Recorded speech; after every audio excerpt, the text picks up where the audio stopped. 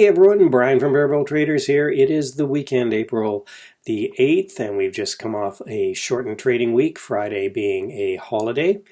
And of course, we've got earnings season kicking off next week. So let's take a look at what happened last week, and then we'll look ahead and see what we got coming up. It's going to be an interesting earnings season for sure.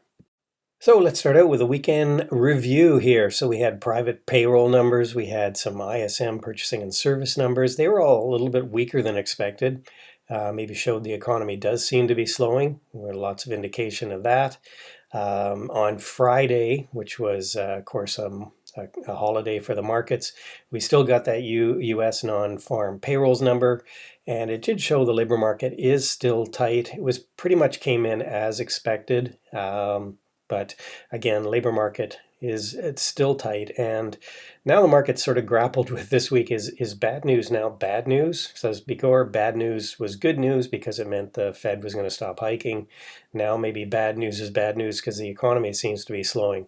So I think another rate hike regardless does seem to be likely, just because that continued tight labor market. So we'll see what happens, but it seems to be in the cards.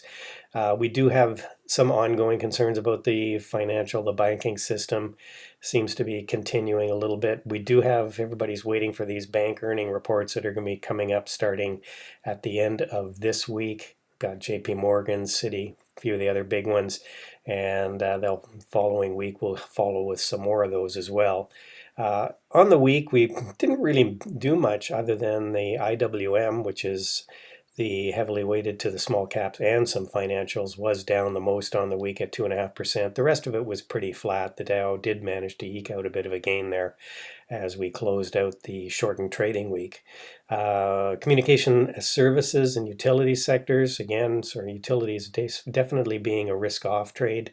They were up the most, as well as communication services, which big component of that is Meta. Energy and materials were the largest losers on the week, after energy was the biggest gainer in the previous week. So energy flipping back and forth there.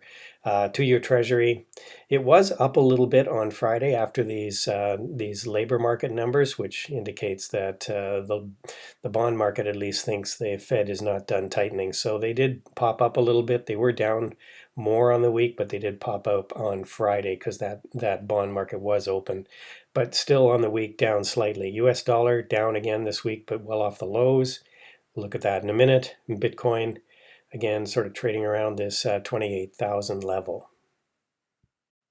So before we get going here, just as always, a quick advertisement for my book on Amazon. There it is, Profiting as an Active Trader. Trading tools, money management rules, strategies, and the routines you can use as an active stock and option trader. So there you go. Now let's take a look at some charts here. And you can see here the 2-year again down quite a bit here from the high of up over 5%. And we continue to sort of trade in this range. Traders trying to figure out whether we're going into recession or not, whether the Fed's going to keep hiking here. And again, the 10-year continuing to drop here as bond traders continue to price in the possibility of a recession. Transports on the day, they were up a little bit. We pulled back significantly during the week last week, and a little bit of bounce on Friday as we got that with the markets, but again, right at that 200-day moving average for support. Transports on the week, again, down here and still established in a bit of a downtrend, but again, still put in a higher low here. And as long as this low holds, we'll probably be okay as far as the transports go. We may end up just dropping sideways here. The industrials, the Dow, again, not a bad week overall, actually. The Dow seems to be hanging in the best. Volume pretty light on the week. Of course, it was only a 4-day trading week, so we have to take that into account. Again, volume really is dropping off regardless of the number of days traded here. This would have been up a little bit, but again, volume really dropping. The Dow, again, sort of eking out a bit of about a half a point gain or a little bit better. We are back into an area of prior resistance right in this area here. where we broke down from. So again, kind of a critical area for the Dow, but we do seem to be hooking up on the momentum indicators. Momentum, MACD, stochastics, all looking like we're going to push higher here on the Dow. The Qs, pretty good day on Friday, engulfing candle. Again, terrible volume on the Thursday, last day of the week, but again, probably a little bit of a reflection of going into a holiday weekend. Again, the Qs kind of stalling out here, prior support here, pretty close to some prior resistance right here. So again, we're kind of stalling out in this area on the weekly, and be interesting to see where we go. I think a lot of people will be waiting for some of these earnings numbers to come out, because I think there's a lot of anxiousness about what companies are going to say about their guidance, forward-looking guidance here. The SPY, again, a couple of down days and then a recovery day on Friday. Bit of an engulfing candle. Again, not much volume. Again, we're kind of at an area where we've seen prior resistance before, here, here, here. So we're right at a critical level for the SPY on a weekly basis. The IWM, again, performing the worst, had a big down day Wednesday or Tuesday. Not much of a great day on Thursday, and not even much of a bounce on the Thursday. So Tuesday, Wednesday, Thursday, not great days for the IWM, and of course down by 2.5% on the week. So you can see here IWM still struggling. Again, the small caps and the financials all in focus. Small caps don't do well in recession, and of course the ongoing concern about the financial situation with some of the banks. And you can see here, the one thing that's really strange is that the VIX, there's just no fear in the market. As you can see here, down day on Friday, or Thursday, I should say, and you can see here we're right back down to this pretty big level of support. All you can say is when we've gotten down to this level, we've seen a bounce back. But again, this is just a reflection that there is no big fear in the market that we're going to sell off in a meaningful way. The dollar, UUP, we're still in an established downtrend. Of course, that's good for gold, for silver, for emerging markets. But we are back into an area where we've kind of filled a gap here, seem to be trying to hold. And let's see if we do get a reversal in the dollar in the coming weeks. Again, down on a week, but getting into an area where we've seen some pretty significant support here before. So be watching this level, this 2750 level on the UUP. If we break down there, there's more downside for sure. And of course, here's Bitcoin. I did say it was over 28,000. It's actually 27,000, and just under 28,000 here now. Again, sort of trading as a reflection of sort of like the new gold risk-on asset here, or risk-off, I guess you would call it, where people are going into this news, what they figure to be a safe haven trade if the dollar really gets beat up. So let's take a look at a few stocks I'm watching. Again, just keeping in mind that we seem to be at an area of prior resistance on some of these indexes like the Qs and the SPY on a weekly, so it's going to be interesting to see if we can move forward from here, just consolidate into earnings season and wait for some of these numbers to start coming out, and particularly guidance on some of these stocks here. But you can see here, Apple's been one of the stalwart stocks that have really held up here and really just broken out and continue to be in an uptrend. Nice move on Friday. We are heading back to prior high here, which is just around 167, and I wouldn't be surprised if we continue to push higher as long as the markets sort of stay stable. On a weekly basis, we didn't make much headway here on the week. We're actually down on the week slightly, so maybe a little bit of stalling action here on Apple. Opportunity to sell some 170 calls because they're right in this prior area of resistance, so there should be some significant resistance here around 170, 175 on Apple. Being of course careful, you probably don't want to hold those through the earnings because the earnings can be volatile. Amazon's been actually doing fairly well. Had a bad day Wednesday, but came back nicely on Thursday. to finish out the week. And you can see here 107, 200-day moving average. That was resistance back here, and I suspect that if we do get up close to that level, that will be an area of resistance as well. But Amazon's still looking as it was still in an uptrend here.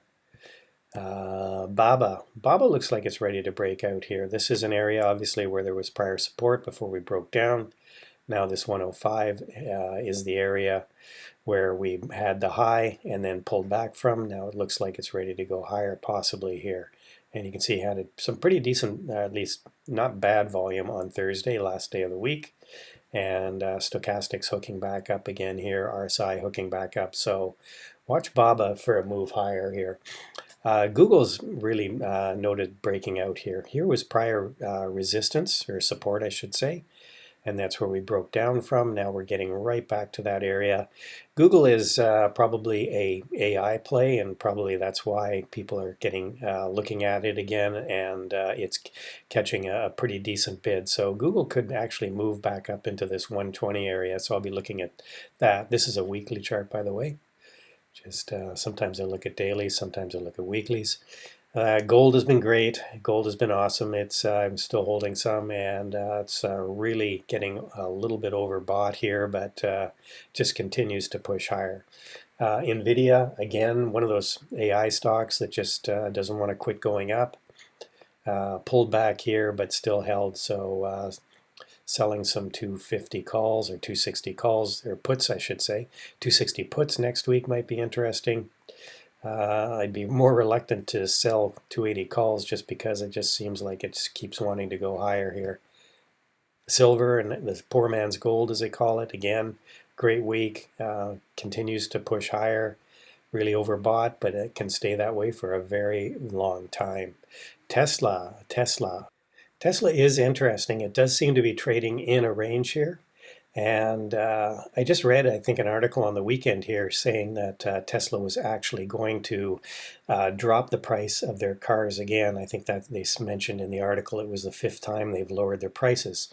And what does that mean? Of course, that means that every time they lower the price, that dollar they lower it is the dollar that comes off the bottom line, because that's presumably each car they sell, they're selling for a profit. So we're getting margin compression every time they drop the price of a car. So interesting here. I suspect there probably will be some fallout from that on Monday, but it does look like Tesla is struggling a bit here, and we've kind of lost some of these other moving averages, of course, well below the 200. Now we're below the 50 and the 20 as well, and couldn't get above it on Friday, even though we had a pretty decent Thursday, I should say, keep saying Friday. Thursday, last trading day of the week, Tesla didn't fare all that well, so could be heading down to this 170 level on Tesla.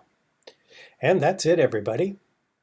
And we're wrapping things up here. Again, we didn't have a lot of changes on the week except for the IWM down that 2.5%. The rest of these indexes really didn't change very much. So what have we got coming up next week? We do have some economic events, obviously. Tuesday, we've got Fed speakers at these various times, some of these in the evening, of course.